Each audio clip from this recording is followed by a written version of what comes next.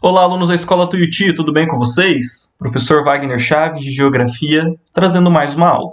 E hoje a gente vai dar início ao nosso capítulo 3. A gente vai continuar falando da América, mas especificamente vamos falar sobre os Estados Unidos da América, o principal país do mundo, uma potência econômica, uma potência militar. Tá bom? Só lembrando, pessoal, eu deixei a prova ontem para vocês fazerem lá no Sistema Delta e no Plural. Peço que quem não fez, faça e me envie no meu e-mail para que eu possa estar fazendo a correção. Beleza? Então, sem mais delongas, pegue o seu caderno, pegue a sua apostila e me acompanhe em mais essa aula. Bom, pessoal, acho que todo mundo aqui conhece os Estados Unidos, sabe alguma coisa, consome alguma coisa de lá, porque os Estados Unidos é o principal país do mundo. Ele é o país mais rico, e não só rico em dinheiro, rico em capital. Ele tem uma potência militar muito grande, não tem nenhum exército tão equipado quanto os Estados Unidos. Tem exércitos maiores, mas não mais equipado. É uma potência cultural. Quer ver? Os filmes que vocês assistem, Marvel, Disney, essas coisas, Estados Unidos. Roupas que você usa, Adidas, Nike, essas marcas, são dos Estados Unidos. Videogame, Xbox, por exemplo, Estados Unidos. Música que vocês consomem, exceto K-pop, maioria dos Estados Unidos. Então, quando a gente fala dos Estados Unidos, a gente está falando de uma potência não só econômica, não só militar, mas uma potência cultural também. A gente consome muitas coisas que vêm dos Estados Unidos, tá? Mas como que isso aconteceu? Sempre foi assim? Não. Os Estados Unidos, eles são considerados uma potência desde o final da Segunda Guerra Mundial. Ela sempre teve uma importância desde quando conseguiu a sua independência, mas só após a Segunda Guerra Mundial que, de fato, ela se torna essa potência. Tá? Eu não sei se vocês já trataram desses assuntos com o professor Jefferson, então às vezes eu posso ser um pouco repetitivo, tá? Mas eu acho importante mencionar aqui também. Quando acontece a Segunda Guerra Mundial, os Estados Unidos ele sai como grande vitorioso. Parte porque o conflito não foi nos Estados Unidos. O conflito foi aonde? Foi no Pacífico, foi na África, foi na Europa. Então, quando acaba a Segunda Guerra Mundial, a Europa está toda destruída, completamente destruída. Os Estados Unidos não. Os Estados Unidos está inteiro. Perdeu homens, claro, mas os Estados Unidos não perdeu suas fábricas. Aliás, pelo contrário, elas estavam em pleno vapor. O único ataque que os Estados Unidos teve em seu território foi no início da guerra em Pearl Harbor, que é uma ilha que foi atacada pelos japoneses, mas era uma ilha militar, então não fez diferença para a produção dos Estados Unidos. Então, quando acaba a Segunda Guerra Mundial, o país que consegue se reerguer mais rápido é os Estados Unidos. Ele tem as maiores empresas, tem muita mão de obra e tem mercado consumidor, porque todo mundo precisava comprar. E vai comprar da onde? Dos Estados Unidos.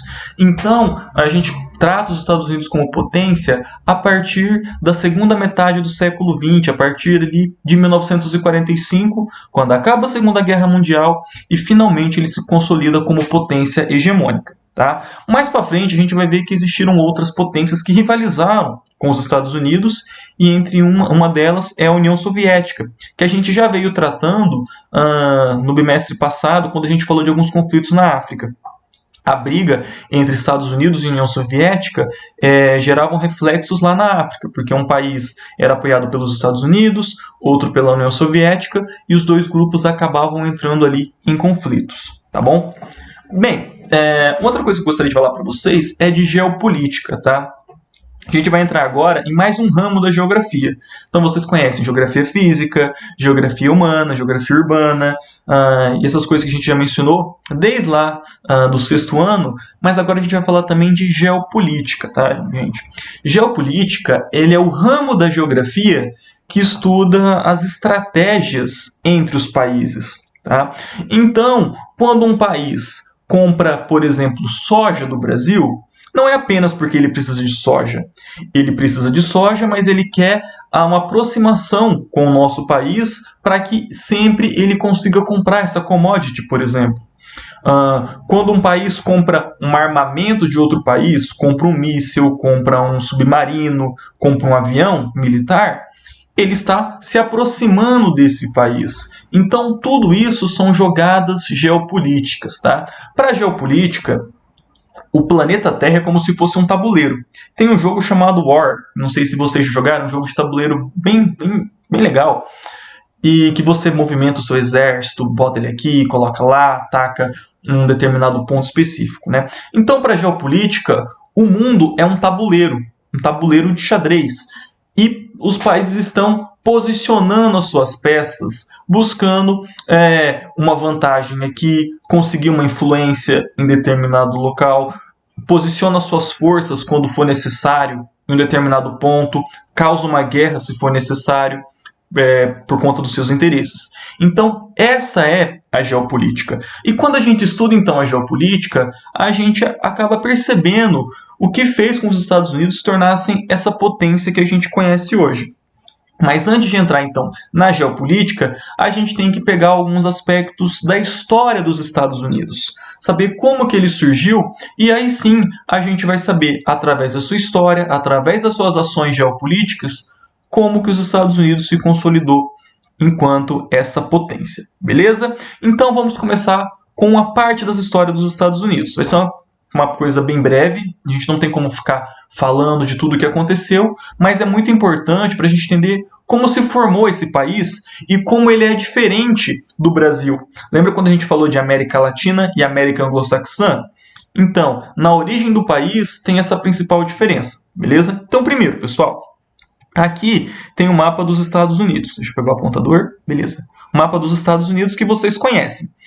Porém, vocês não conhecem os estados, né? Então, se eu falar, aponta onde fica o Washington, não vão saber. Mas é aqui. O estado de Washington, tá, gente? O Washington capital é aqui. Tá? Bom, o que acontece? Vocês sabem que a América ela foi colonizada principalmente por espanhóis e por portugueses. Portugueses no Brasil, espanhóis do México para baixo. Tá? Essa área aqui, que hoje é Texas, Novo México, Arizona e Flórida, eram posse espanholas, eram dos espanhóis. Tá? Essa região do meio dos Estados Unidos aqui, Louisiana, Arkansas, Oklahoma, Missouri, Kansas, Nebraska, era conhecido como Louisiana. Tudo isso daqui era a Louisiana e pertencia à França. Beleza? E além de áreas colonizadas por holandeses. Então aqui, ó, cadê Nova York? Nova York era de holandeses. Inclusive, Nova York era Nova Amsterdã, porque eram de holandeses. E acabou fazendo uma troca entre a ilha de Manhattan, na cidade de Nova York, com umas ilhas no Pacífico, com os britânicos. Os holandeses trocaram com os britânicos. Então, de modo geral, uma parte pertencia aos espanhóis e no resto tinha áreas que eram dos franceses, que eram dos holandeses, tinha área também que alguns alemães chegaram aqui, tá? Tinha as populações nativas, tinha indígenas nos Estados Unidos, sobretudo nessa porção este aqui, tá bom? Então, os ingleses não foram os primeiros que chegaram lá. Aliás, eles chegaram bem depois. Os ingleses chegaram apenas no século XVII, quando já tinha espanhol, francês e holandês lá. Tá? E por que os ingleses foram para os Estados Unidos? Lá no século XVII, a Inglaterra ela vivia um aumento populacional. A população estava crescendo de maneira muito acelerada. Essas pessoas elas não tinham acesso à terra. Elas tinham que morar nas cidades. A Inglaterra estava começando a ter essas primeiras cidades que vai dar origem à Revolução Industrial. E era cada vez mais difícil você se manter no campo. Não tinha terra para todo mundo.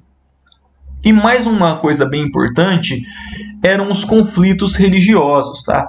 Lembra quando a gente falou dos conflitos no Sudão? A gente falou de conflitos religiosos?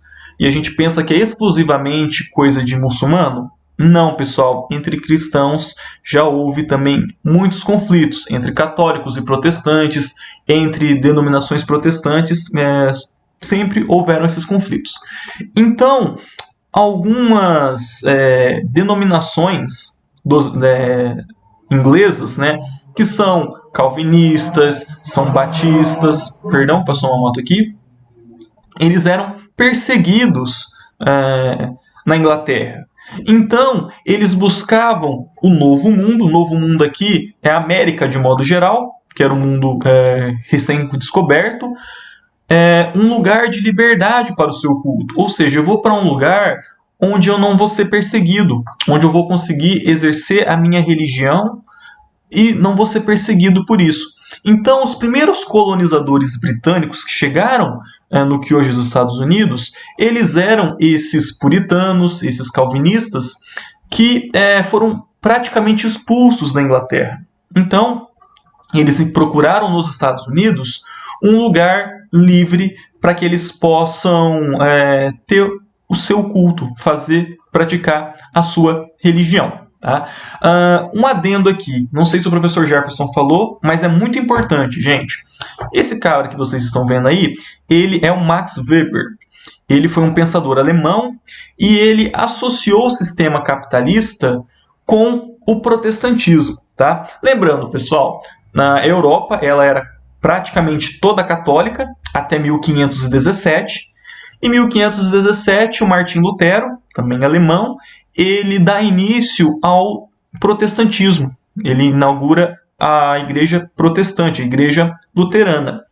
E a partir daí, vários países vão entrar nesse conflito com a igreja católica e vão criar as suas próprias religiões, ainda assim cristãs. Então, tem a Bíblia, Jesus e Deus, na mesma perspectiva que um católico tem, mas com elementos diferentes. Tá?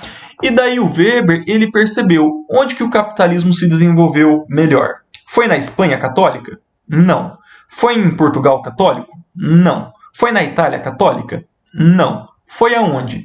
Na Inglaterra, que era protestante, na Alemanha, que era protestante, na Holanda, que era protestante. Então, ele associou o protestantismo com o desenvolvimento capitalista. E ele escreveu um livro muito importante, chamado A Ética Protestante e o Espírito do Capitalismo. Por quê? Para o católico, por exemplo, a usura era condenável. Vocês lembram o que é usura? Empréstimo de dinheiro a juros. Então, eles falavam o seguinte: olha, você emprestar dinheiro a juros, você não está trabalhando por esse dinheiro. Você está deixando que esse dinheiro trabalhe por si só. Então, você está deixando que o tempo gere mais dinheiro. O tempo gerar mais dinheiro, o homem não controla o tempo. A única pessoa que controla o tempo é Deus. Então, você emprestar dinheiro a juro, você está roubando o dinheiro de Deus. Essa era o pensamento católico lá do século XV e do século XVI. Tá? E o católico, nessa época, ele tinha uma relação com a riqueza muito complicada, porque a riqueza, ao mesmo tempo que era uma coisa muito boa, era o sinal do demônio, era uma coisa ruim, porque a riqueza desperta a avareza, desperta a ira, desperta a ganância. Tá? Já os protestantes, eles tinham uma visão completamente diferente. Tá? Os protestantes, eles acreditavam que o quê? Que o trabalho, poupança e o dinheiro eram sinais de prosperidade. Então, se você está ganhando mais dinheiro, é sinal de que você tem uma vida abençoada. Então, percebam como as coisas mudam, como a mentalidade muda. Uma parte da Europa católica falava, olha, o dinheiro ele pode abrir portas para luxúria, para a ira, para a ganância e tudo mais. Para outra parte, passou um ônibus aqui. A outra parte acreditava, não, olha, trabalho, dinheiro são sinais de prosperidade, de abundância, que você é um povo abençoado. Então, para esses lugares protestantes, o sistema capitalista se desenvolveu de maneira mais fácil, porque eles lá trabalhavam com a ideia de acúmulo de capital, que foi muito importante para o desenvolvimento do sistema capitalista, e isso eu já falei para vocês algumas aulas, aliás, alguns bimestres atrás. Beleza? Então, recapitulei aqui o Weber, vamos voltar para os Estados Unidos. Tá? A colonização britânica lá nos Estados Unidos, ele foi muito diferente da colonização ibérica. E toda vez que eu falo ibérica aqui, pessoal, é Portugal e Espanha, tá bom? Na América Espanhola, foi encontrado muito rápido ouro e prata. Então os espanhóis chegaram, já encontraram ouro, já encontraram prata, o que eles fizeram? Opa, extrai esse ouro e essa prata. Pô, não tem gente, traz escravo. Ah, não tem escravo, utiliza mão de obra indígena. Então, tanto na América Espanhola quanto na América Portuguesa, a gente tem algumas características bem particulares desses locais, que foi o quê? Utilização de mão de obra indígena ou de mão de obra escrava. Por conta dessa riqueza que foi descoberta muito facilmente, a coroa sempre esteve em cima para saber o que estava acontecendo. E esses lugares, eles não tinham autonomia. Eles não conseguiam fazer nada por conta própria. Lembrando, pessoal, quem que veio para o Brasil? Os capitães donatários. Quem que são os capitães donatários? Os nobres que vinham lá de Portugal. Então essas pessoas, eles respondiam ao rei de Portugal. Eles não tinham autonomia. Já nos Estados Unidos, não. Nos Estados Unidos foi bem diferente. Lá, nas chamadas 13 colônias britânicas, por que 13 colônias? Eram essas 13 colônias aqui, onde iniciou o que hoje nós conhecemos como os Estados Unidos. Tá? Então, essas 13 colônias aqui, os primeiros puritanos que chegaram nos Estados Unidos, eles chegaram nessa região, nessas colônias. Tá? Essas colônias, eles eram formados por quê? Aldeias e pequenos povoados. Não tinha nenhuma grande riqueza aparente. Aqui você não conseguia plantar cana, não conseguia plantar algodão, não conseguia plantar tabaco, não tinha ouro aparente. Então, essa região ela tinha uma certa autonomia em relação à metrópole. Quem que era a metrópole? Inglaterra. Quem que era a metrópole do Brasil? Portugal. Então, essas 13 colônias britânicas, elas tinham essa autonomia, coisa que na América Espanhola a gente não tinha, coisa que na América Portuguesa também não existia.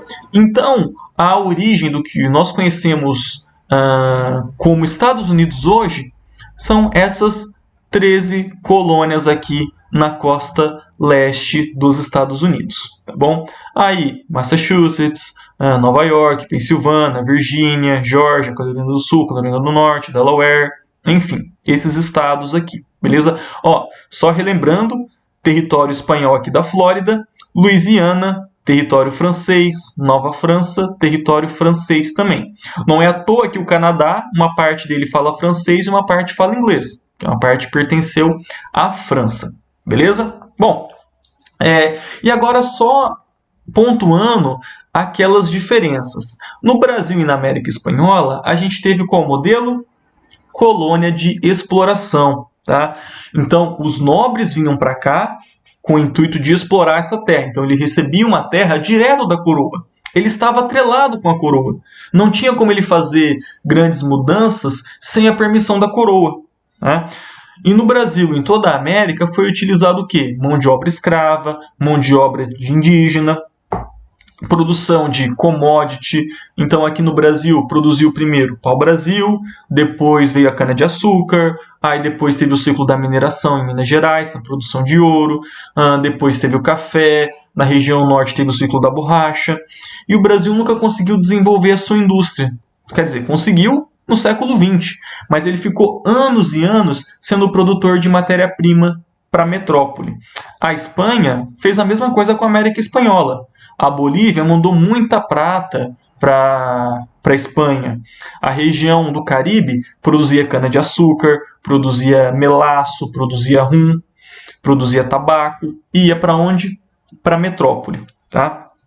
Agora, nos Estados Unidos, a gente teve o quê? Uma colônia que nós chamamos de povoamento, tá?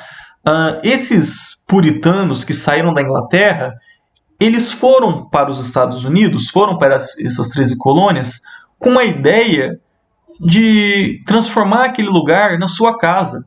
Não era igual o português que veio para cá, ia fazer riquezas e ia voltar para Portugal. Não. Aqui é a nossa casa, a gente vai desenvolver esse lugar. Então, eles tinham mais autonomia, eles conseguiram, por exemplo, fazer pequenas indústrias, o que não era possível no Brasil.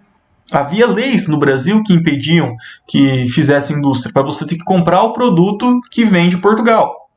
Nas 13 colônias, não. Eles tinham essa autonomia e ela tinha essa relação bem pequena com a Inglaterra. Tá? Eles pagavam tributos, mas essa relação não era tão profunda igual era com a coroa ibérica com a América Espanhola. Era bem mais tênue. Beleza, pessoal? Vou ficando por aqui. Peço que vocês fiquem em casa, que vocês lavem as mãos constantemente. Um abraço e até a próxima aula.